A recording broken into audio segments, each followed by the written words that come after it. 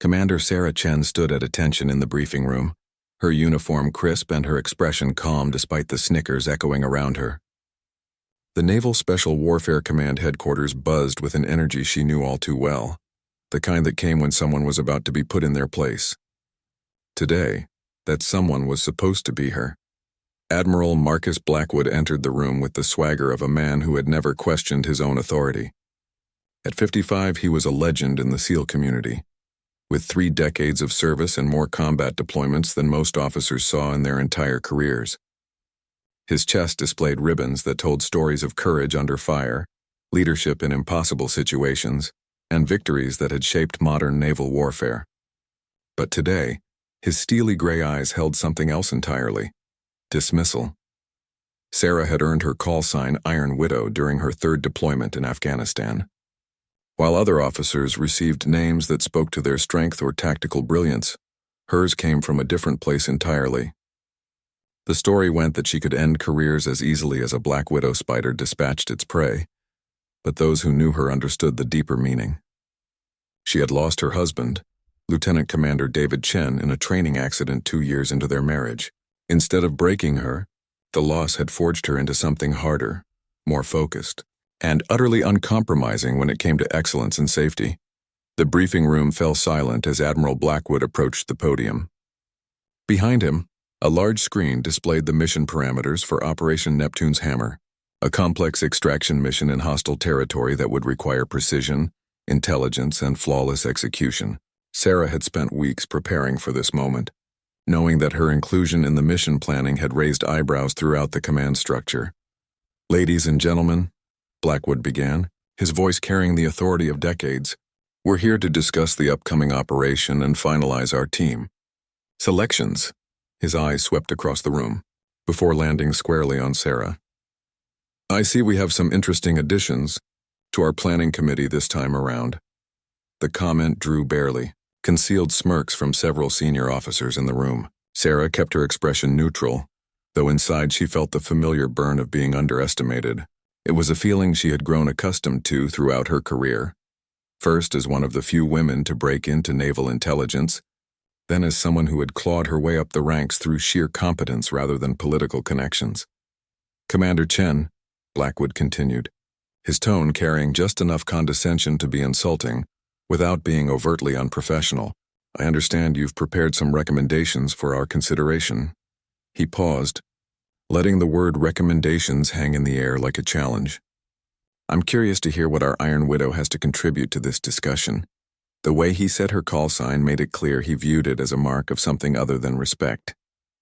Sarah had heard the whispers, that she was cold, calculating, that she treated missions like chess games where human lives were merely pieces to be moved around the board. The truth was more complicated, but she had learned long ago that explaining herself to men like Blackwood was often a waste of time. Sarah stood, her movements deliberate and confident. She had anticipated this moment, had prepared for the skepticism and the barely veiled hostility. "Admiral, thank you for the opportunity to present my analysis." She activated the remote in her hand, and the screen behind Blackwood changed to display a detailed satellite image of the target area. "The current mission parameters call for a direct assault approach with a 12-man SEAL team," she began, her voice clear and professional. "While this follows standard protocol, my intelligence analysis suggests it overlooks critical vulnerabilities in the enemy's defensive positioning." Blackwood crossed his arms, his expression already showing boredom. "Commander, I appreciate your enthusiasm, but mission planning for operations of this magnitude requires experience that goes beyond intelligence gathering. We're talking about real combat, not theoretical scenarios." The dismissal was swift and cutting, designed to put her back in what he clearly viewed as her proper place. Several officers in the room shifted uncomfortably, recognizing the unnecessary harshness of the rebuke. Sarah, however, remained unfazed.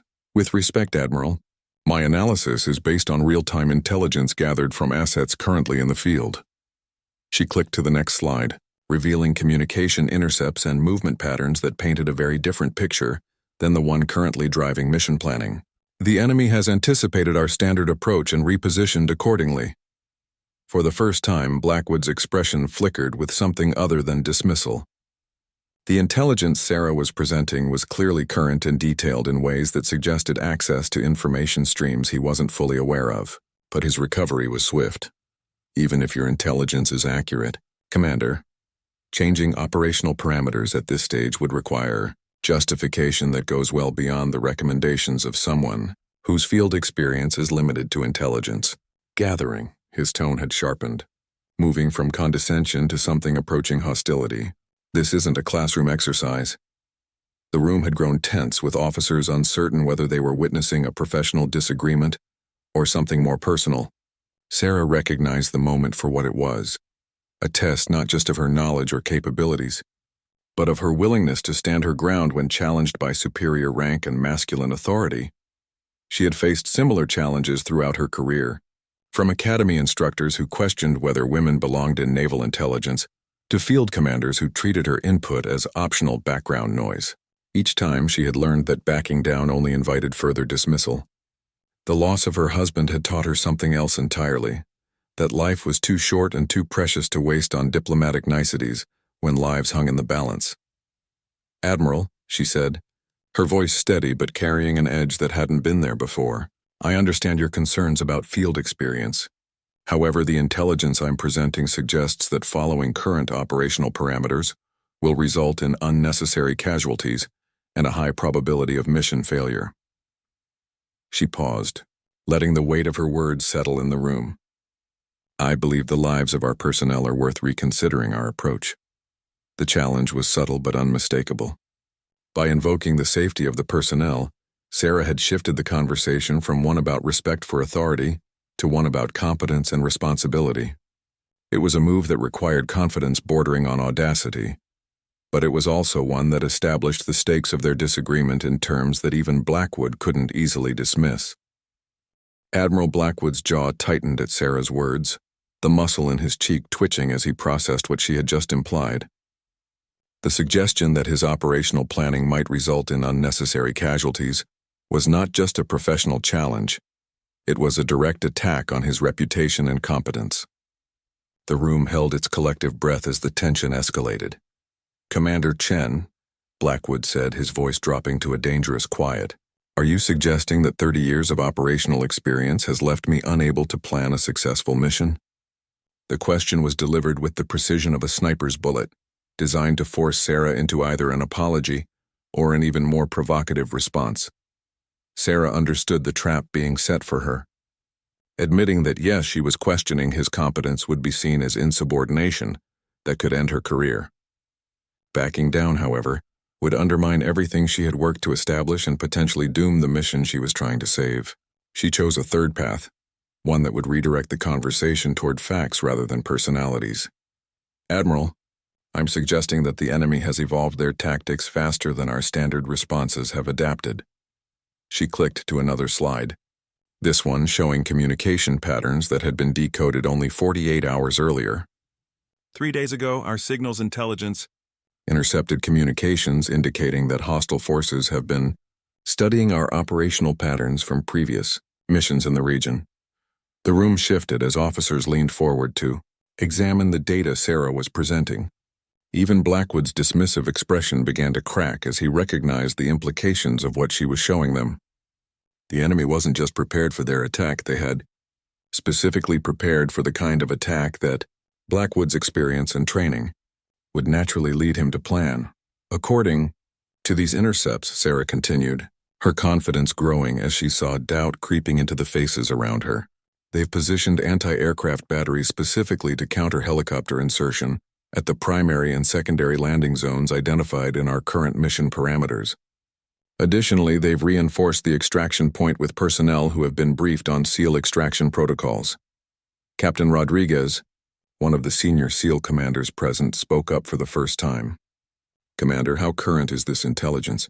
Because if what you're showing us is accurate, we're walking into a trap." Sarah nodded grimly. "The communications were intercepted 36 hours ago. I've been working around the clock to verify the intelligence through multiple sources." She clicked to a new slide showing corroborating evidence from satellite imagery and human intelligence assets. Everything confirms the same pattern. They know we're coming, and they know how we typically operate. Admiral Blackwood studied the screens with the intensity of a man whose certainty was beginning to crumble. The intelligence was comprehensive, current, and damning in its implications for his mission planning. But acknowledging Sarah's analysis would require admitting that his approach had been fundamentally flawed, something that went against every instinct developed over decades of command. "Even if we accept your intelligence as accurate," Blackwood said finally, "modifying operational parameters at this stage would require complete mission replanning. We have a narrow window for execution, and starting over could mean missing our opportunity entirely." It was a reasonable objection, the kind of practical concern that separated theoretical planning from real-world operations. Sarah had anticipated this response and prepared accordingly. "Admiral, "I've taken the liberty of developing alternative operational parameters that account for the enemy's preparations while maintaining our mission timeline." The room erupted in surprised murmurs. Developing alternative mission parameters wasn't just presumptuous. It was something that required access to classified resources and approval from multiple command levels. That Sarah had done so suggested either remarkable initiative or a serious violation of protocol. Blackwood's expression darkened. "Commander, developing alternative mission parameters without authorization is a serious breach of protocol. What gave you the authority to access the resources necessary for such planning?" Sarah had known this moment would come, had prepared for the accusation that would inevitably follow her revelation. "Admiral, I worked within existing intelligence-gathering protocols to develop contingency scenarios based on evolving threat assessments. Everything I've done falls within the scope of my assigned duties as intelligence liaison for this operation." It was a careful answer, technically accurate but walking a very fine line between authorized initiative and unauthorized overreach.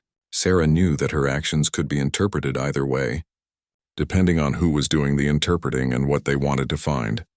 Commander Patricia Wells, the senior intelligence officer present, cleared her throat. "Admiral, if I may, Commander Chen did coordinate with my office on the intelligence-gathering aspects of her analysis. While developing alternative parameters wasn't explicitly authorized, her work has uncovered significant intelligence gaps in our current planning. The support from Wells was crucial, lending institutional credibility to Sarah's actions. It also highlighted something that was becoming increasingly clear to everyone in the room. Sarah hadn't been working alone or entirely outside proper channels. She had been building a case systematically, professionally, and with enough authorization to make her actions defensible. Blackwood found himself in an increasingly uncomfortable position. Dismissing Sarah's intelligence would require explaining why he was ignoring credible threats to mission success and personnel safety. Accepting it would mean acknowledging that a junior officer had identified critical flaws in his planning that he had missed. "Very well, Commander," Blackwood said, his tone carefully controlled. "Present your alternative parameters, but understand that any recommendation you make will need to meet the same standards of operational feasibility and mission success probability as our current planning." Sarah nodded, recognizing both the opportunity and the challenge in Blackwood's words.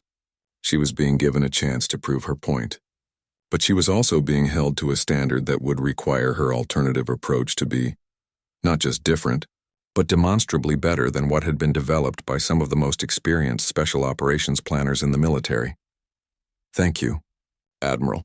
Sarah clicked to a new section of her presentation, revealing a complex operational framework that clearly represented weeks of detailed analysis and planning. "The alternative approach I'm proposing abandons the direct assault model in favor of a diversionary operation that exploits the enemy's preparations against us." The screen now showed a multi-phase operation that was more complex and ambitious than anything Blackwood had initially envisioned. Instead of fighting against the enemy's defensive preparations, Sarah's plan proposed using those preparations as the foundation for a deception operation that would allow the actual mission to proceed with minimal resistance. "The basic concept," Sarah explained, "is to give the enemy exactly what they're expecting to see, while conducting the real operation through vectors they haven't prepared for." She highlighted different aspects of the plan as she spoke, showing how the enemy's focus on countering traditional SEAL tactics could be turned into a blind spot that would enable mission success. For the first time since the briefing began, Admiral Blackwood was genuinely paying attention to what Sarah was saying rather than looking for ways to dismiss it. The plan she was presenting was sophisticated, creative, and demonstrated a level of strategic thinking that forced him to reconsider his initial assessment of her capabilities. The briefing room had transformed from a space of skepticism to one of intense focus as Sarah continued her presentation. Even the officers who had initially dismissed her were now leaning forward, studying the complex operational framework she had developed. Admiral Blackwood remained standing, his arms crossed, but his expression had shifted from dismissal to something approaching professional interest. Phase 1 of the operation, Sarah explained, highlighting a section of the tactical map, involves deploying a decoy team to the primary insertion point exactly as the enemy expects. This team will be equipped with standard communications gear and follow typical SEAL operational signatures to maintain the illusion that this is our main effort. Captain Rodriguez raised his hand. Commander, you're talking about deliberately sending a team into what we know is a trap. How do you justify putting personnel at risk for a deception operation? It was exactly the kind of question Sarah had anticipated, the sort of ethical challenge that separated theoretical planning from real-world command decisions. Captain, the decoy team will be equipped with enhanced defensive capabilities and will have multiple extraction options available. Their mission is to be seen and to draw enemy attention, not to engage in prolonged combat. She clicked to the next slide, showing detailed escape routes and contingency plans that had been carefully developed to minimize risk to the decoy team. Additionally, the apparent vulnerability of the decoy team will be what draws enemy forces away from the actual target area, significantly reducing risk for the primary mission team. Admiral Blackwood studied the escape routes with the eye of someone who had planned and executed countless operations under hostile conditions. Despite his initial resistance to Sarah's involvement, he couldn't deny that her planning showed a sophisticated understanding of tactical realities. The decoy operation wasn't a suicide mission. It was a carefully orchestrated piece of theater designed to manipulate enemy behavior. What about the primary mission team? Blackwood asked, his tone now purely professional. How do they reach the target while the enemy is focused on your decoy operation? Sarah's confidence grew as she realized that Blackwood was now engaging with her plan on its merits, rather than dismissing it because of its source. The primary team approaches through what appears to be the least likely vector, an underwater insertion 3 kilometers from the target area. The room erupted in surprised murmurs. Underwater insertion was technically possible but extremely challenging, requiring specialized equipment and training that not all SEAL teams possessed. It was also physically demanding and logistically complex, factors that made it an unlikely choice for most mission planners. Commander, said Lieutenant Colonel Harris, one of the senior special operations planners present, underwater insertion over that distance would require rebreather equipment and specialized navigation systems. Do we have teams trained and equipped for that kind of approach? Sarah nodded. Team 7 has been conducting advanced underwater operations training for the past 6 months. They have the equipment, training, and experience necessary to execute this type of insertion. She paused, letting the implications sink in. More importantly, intelligence indicates that the enemy has focused their defensive preparations on air and ground approaches. Their underwater detection capabilities in this area are minimal. Admiral Blackwood was beginning to see the elegance of Sarah's approach. By choosing the most technically challenging insertion method, she had identified the one vector that the enemy was least prepared to defend against. It was a gamble that relied on superior training and equipment, but it was also a gamble that offered the highest probability of achieving surprise. Phase 2, Sarah continued, begins once the primary team is in position near the target. The decoy team initiates their diversionary operation, drawing enemy quick reaction forces away from the target area. She highlighted communication intercepts that showed how enemy forces were organized and would likely respond to contact. Based on their standard operating procedures, we can predict with high confidence that they will commit their mobile reserves to reinforcing the area. Where the decoy team makes contact, the room was now completely silent except for Sarah's voice and the soft hum of the projection equipment. Even the most skeptical officers were beginning to appreciate the sophistication of her planning. This wasn't just an alternative approach. It was a complete reimagining of how the mission could be executed. The timing is critical, Sarah acknowledged. The primary team will have approximately 45 minutes to Complete their mission before enemy. Forces realize they've been deceived and begin redeploying. She showed detailed timelines that had been calculated based on intelligence assessments of enemy response times and movement capabilities. Commander Wells spoke up from her position near the back of the room. Commander Chen, the intelligence requirements for this operation are significantly more complex than our original planning. How confident are we in our ability to predict enemy behavior with the precision your plan requires? It was a crucial question that went to the heart of whether Sarah's plan was brilliant or dangerously over-optimized. Commander Wells, you're absolutely correct that this plan requires more precise intelligence than a conventional approach. However, our intelligence on enemy capabilities and behavior patterns is currently more detailed than it's been for any operation in this, region. Sarah clicked to a section of her presentation that showed the intelligence foundation underlying her planning. We have 3 separate human intelligence sources providing information on enemy positions and response protocols. We have signals intelligence that gives us near real-time updates on their communications and coordination, and we have satellite imagery that confirms the positioning of their defensive assets. The comprehensive nature of the intelligence picture was impressive, representing the kind of detailed preparation that was rarely available for special operations missions. It also explained how Sarah had been able to develop such a sophisticated alternative plan. She had access to information that painted a much clearer picture of enemy capabilities than most mission planners. Typically worked with Admiral Blackwood walked closer to the screen, studying the details of Sarah's plan with the intensity of someone trying to find flaws that would justify rejecting it. Commander, your plan requires split-second timing, assumes enemy behavior will follow predicted patterns, and relies on equipment and training that pushes our capabilities to their limits. He paused, his gaze shifting from the screen to Sarah. What happens if something goes wrong? It was the question that every military planner dreaded, and the one that separated theoretical exercises from real-world operations where lives hung in the balance. Sarah had spent considerable time developing contingency plans for various failure scenarios, knowing that any operational plan that couldn't adapt to changing circumstances was doomed to fail.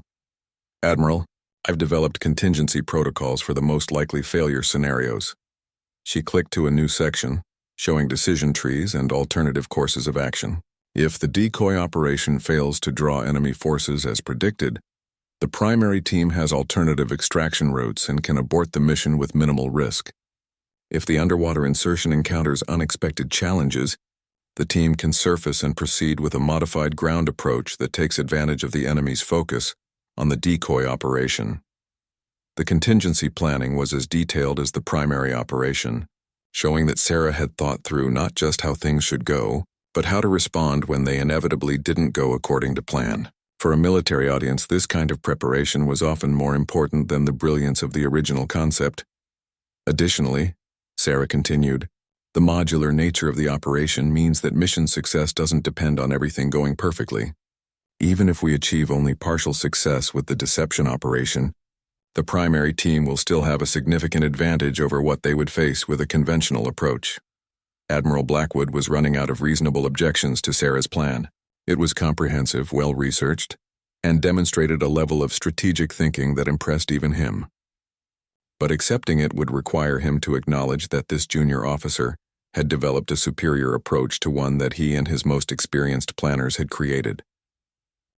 The silence in the briefing room stretched for several long moments as Admiral Blackwood processed what he had just heard. Sarah's presentation had systematically dismantled every assumption underlying his original mission planning, while offering a comprehensive alternative that addressed each of his concerns. The other officers in the room waited, understanding that they were witnessing a pivotal moment that would define not just this mission, but potentially Sarah's entire career. Finally, Captain Rodriguez broke the silence. Commander Chen, the operational complexity of your plan is impressive, but it also introduces multiple points of potential failure. How do you assess the overall risk compared to a more straightforward approach? Sarah had been preparing for this question throughout her presentation, knowing that military decision-makers ultimately had to weigh innovation against reliability. Captain, you're correct that the plan introduces operational complexity. However, the risk assessment shows that our current approach has approximately a 60% probability of mission success with high likelihood of casualties. She clicked to a new slide showing detailed risk analysis charts that compared her approach with the original mission parameters. The alternative approach increases mission success probability to approximately 85% while significantly reducing expected casualty rates for our personnel.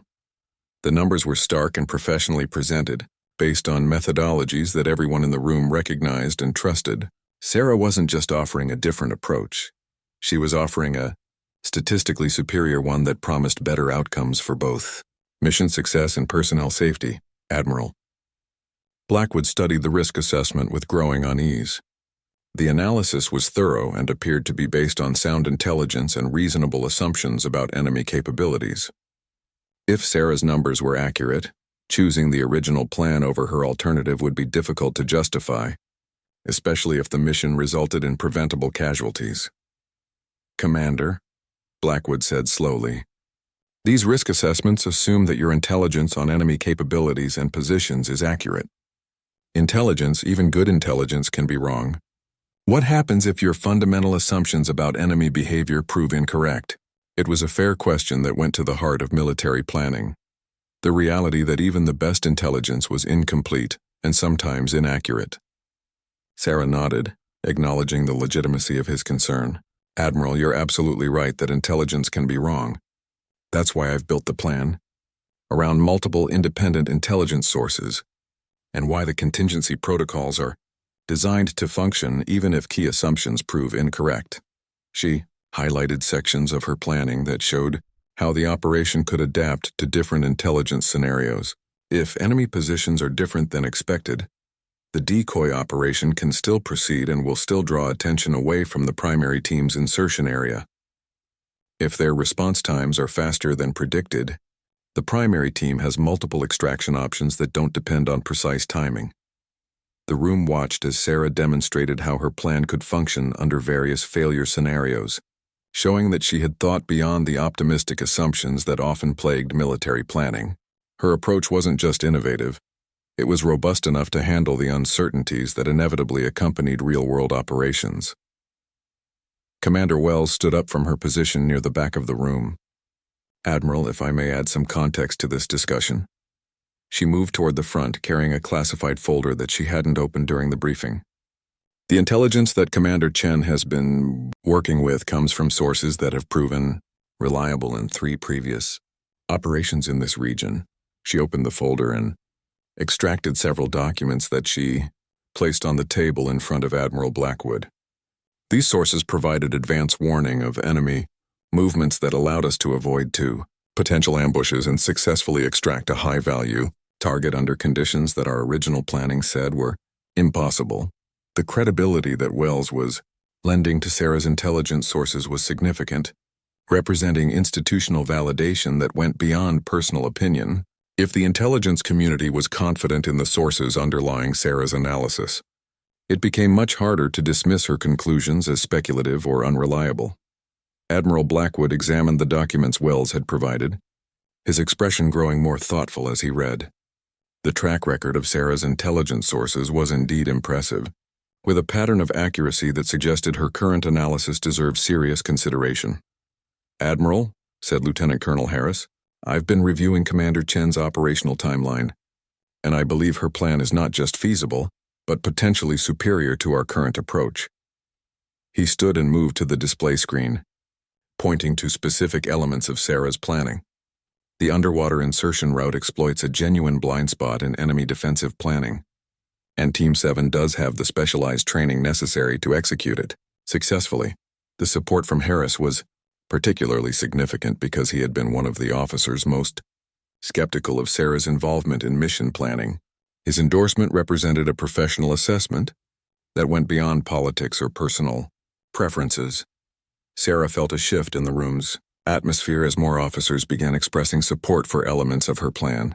The initial skepticism and hostility were giving way to professional respect as the quality of her work became undeniable.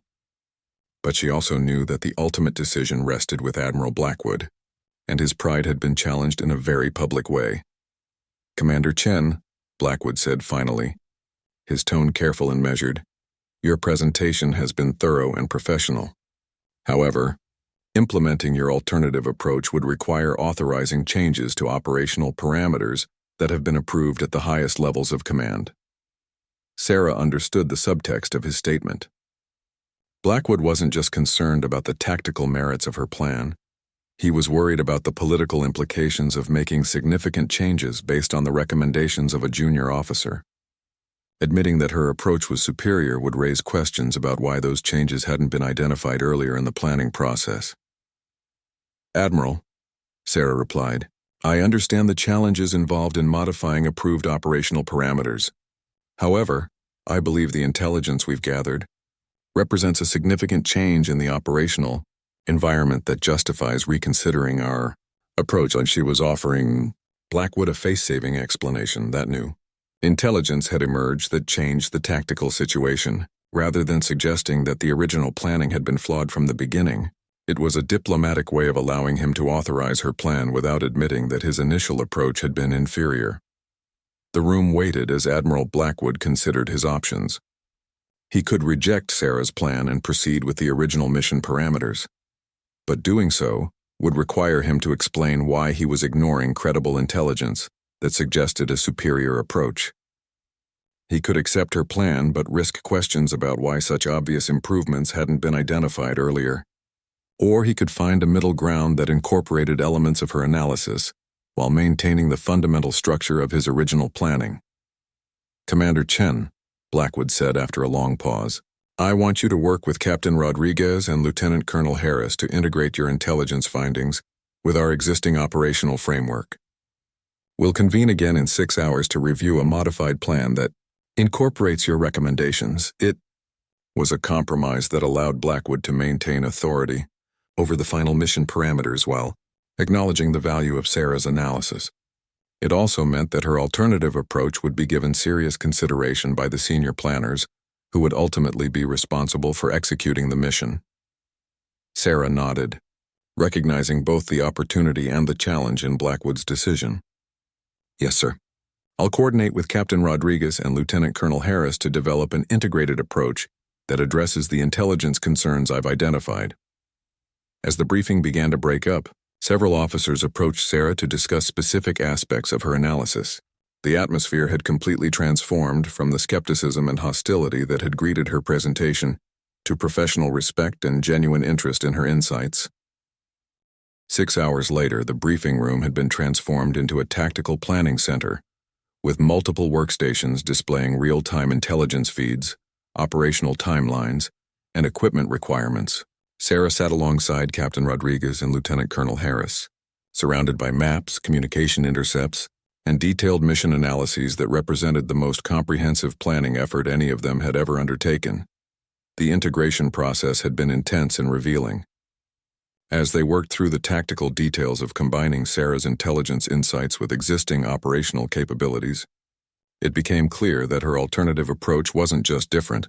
It represented a fundamentally superior understanding of how to operate in the current threat environment. "Commander Chen," Captain Rodriguez said, looking up from a tactical display, "I have to admit that when I first heard your presentation, I thought you were being overly complex for the sake of innovation. But working through the details has convinced me that the enemy's preparations really do make a conventional approach extremely risky." Lieutenant Colonel Harris nodded in agreement. "The intelligence picture you've developed shows enemy defensive positioning that specifically counters our standard operating procedures. They've clearly been studying our methods and preparing accordingly." He highlighted several key positions on the tactical map.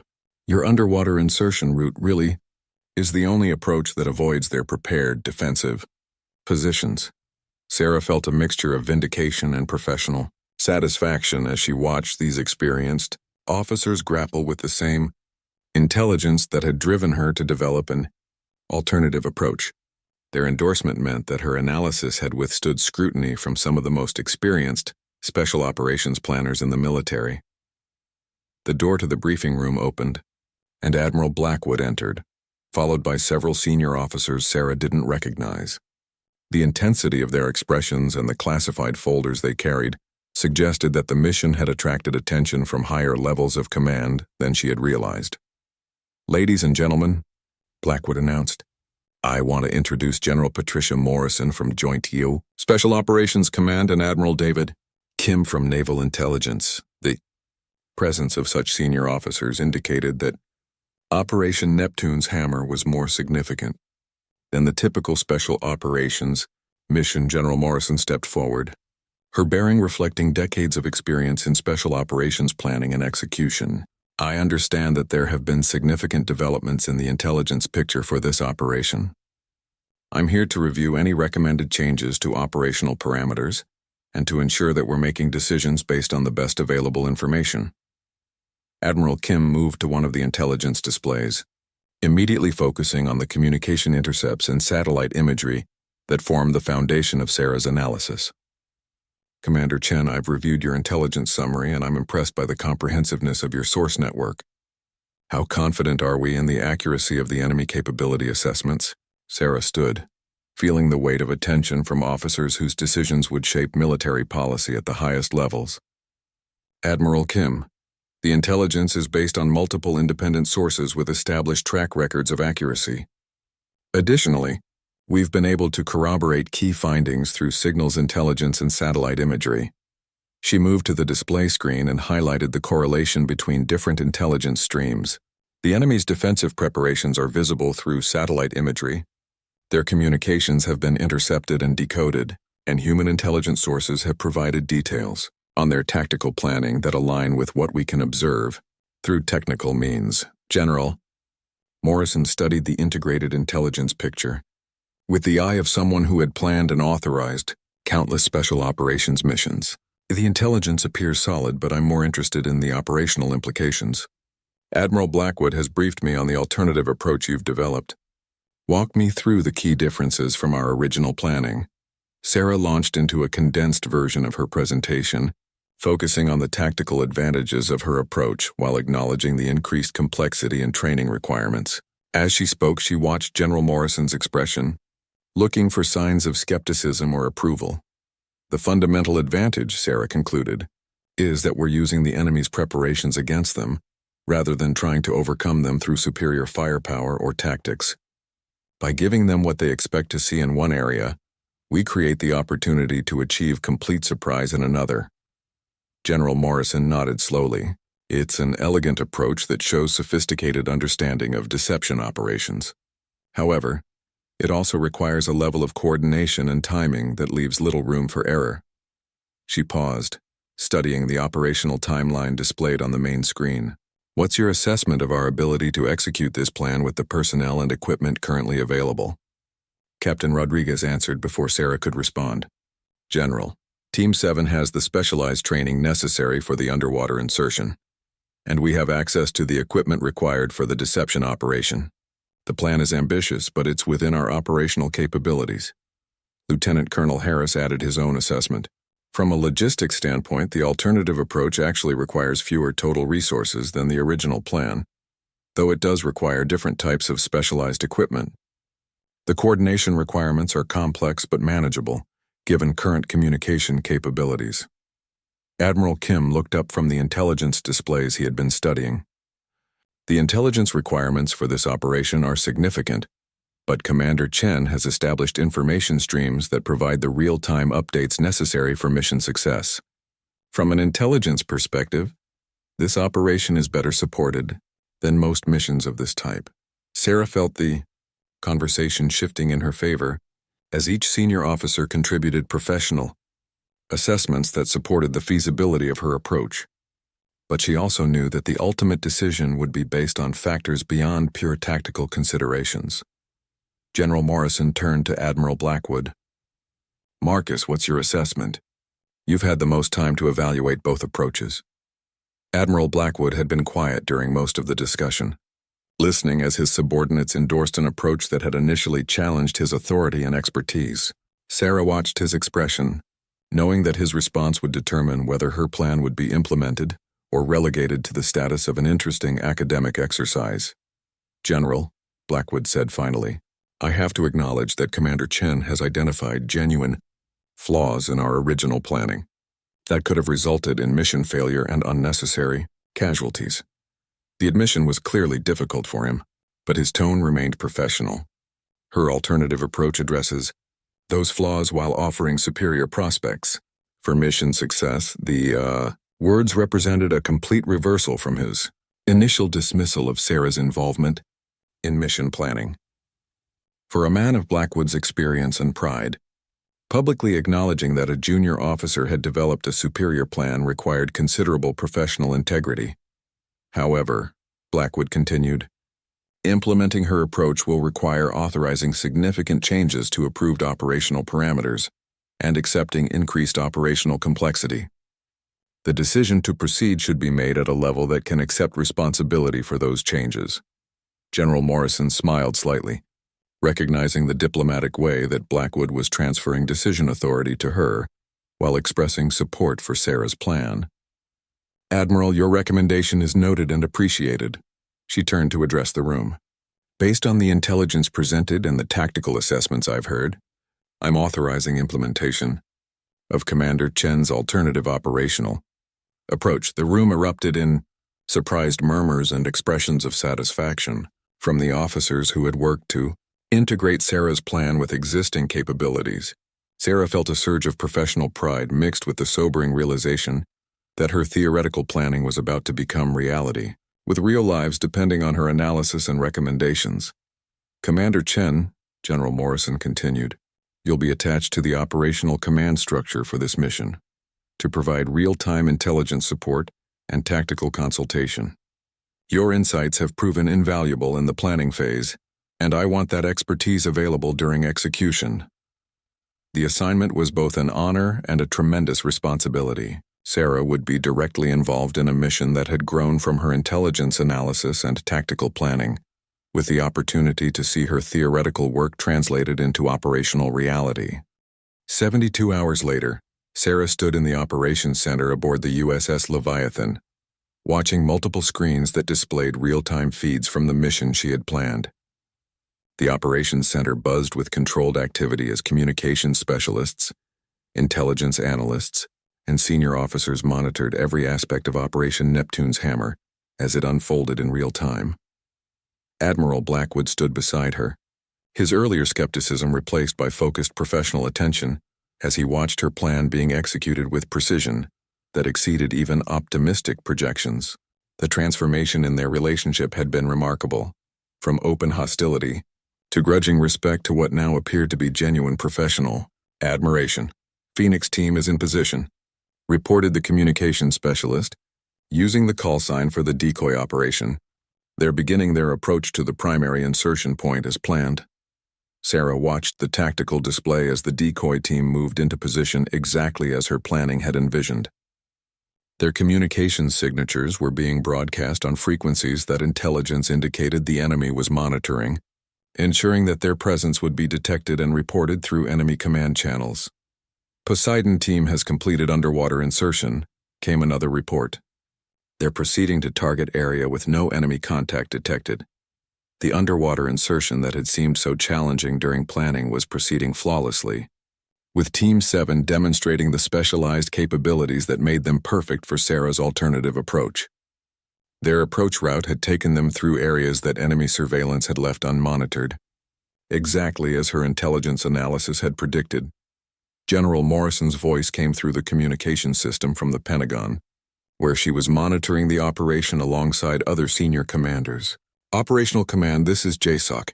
How are we tracking against projected timelines? Admiral Blackwood keyed the communication system. XOC, this is Operational Command. All teams are proceeding according to plan with no deviations from projected timelines. Enemy response is following predicted patterns. Sarah felt a mixture of pride and anxiety as she watched her theoretical planning translated into operational reality. Every decision she had made during the planning process was now affecting real people in a hostile environment, and the weight of that responsibility was both exhilarating and sobering. Contact, contact. The voice of Phoenix team leader came through with controlled urgency. We have enemy forces moving to intercept at grid reference 7-4 Alpha, initiating diversionary engagement as planned. The operations center tensed as everyone focused on the tactical displays, showing the first contact between friendly and enemy forces. Sarah had planned for this moment, But seeing it unfold in real time was different from any theoretical exercise she had ever experienced. Confirmed enemy response, reported the intelligence specialist monitoring enemy communications. They're committing quick reaction forces to the Phoenix team contact area. Communications indicate they believe this is the primary assault. Sarah nodded with satisfaction, as enemy forces responded exactly as her intelligence analysis had predicted. The deception operation was working perfectly, drawing enemy attention and resources away from the area where Poseidon team was approaching their actual target. Poseidon team reports target area is clear of enemy presence, came the next update. Beginning approach to target structure. Admiral Blackwood glanced at Sarah with an expression that mixed surprise with professional respect. Commander, your intelligence assessment of enemy defensive positioning appears to have been remarkably accurate. The target area is exactly as undefended as you predicted. The vindication was gratifying, but Sarah remained focused on the multiple moving pieces that had to continue coordinating for mission success. Admiral, the critical phase is just beginning. Poseidon team has approximately 30 minutes to complete their mission before enemy forces realize they've been deceived. On the tactical display, they could see both teams operating simultaneously. Phoenix team conducting their diversionary engagement while maintaining multiple escape routes, and Poseidon team moving through the target area with the kind of freedom of movement that was only possible when the enemy's attention was focused. Elsewhere, target secured, came the report that everyone in the operations center had been waiting for. Package acquired. Poseidon team is beginning extraction procedures. The mission's primary objective had been achieved exactly as Sarah's planning had envisioned, but she knew that successful extraction was equally critical. The most dangerous phase of any special operations mission was often the withdrawal, when enemy forces had time to organize pursuit and coordinate blocking positions. Phoenix team, this is operational command. Execute withdrawal phase immediately. Admiral Blackwood's voice carried the authority of decades of experience as he coordinated the transition from engagement to extraction. Poseidon team, confirm extraction route and timeline. Operational command, Poseidon team. We're proceeding to extraction point Alpha with package secured. Estimated arrival in 20 minutes. Sarah watched the tactical display as both teams began their carefully planned withdrawal procedures.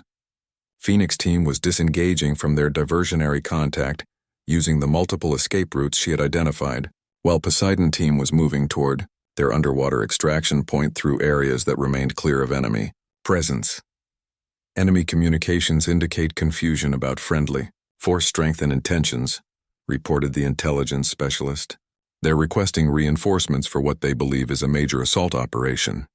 The psychological aspect of Sarah's plan was working as effectively as the tactical elements. By giving the enemy partial information that fit their expectations, she had created a situation where they were making decisions based on incomplete understanding of what was actually happening.